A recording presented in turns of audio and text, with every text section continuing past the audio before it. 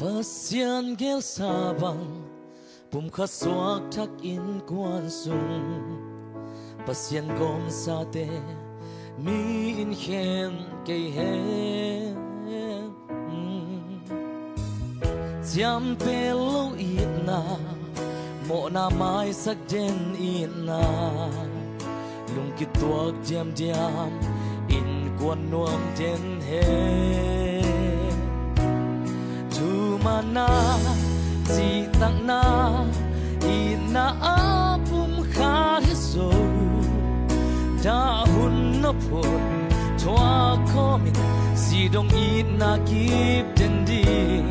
lung damin khut kilen nun nom kum kwa so ta he pasian inan in sung tuam den he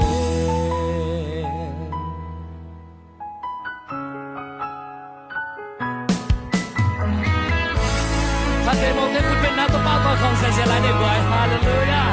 hấp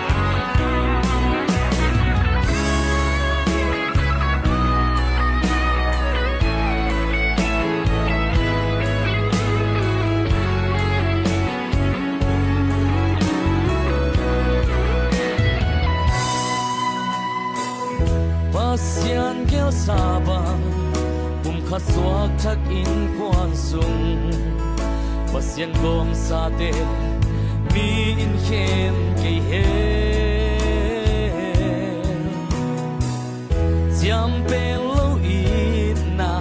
mo na mai sak jen it na lung kit tuak diam diam in kwan nom den he Tu mana si tak na it na apum khariso no pun tua komin si dong ina kip dendi lung damin khut kilen nun nom kum khwa so ta he pasian inan in sung tuam den he tu mana si tak na ina apum khariso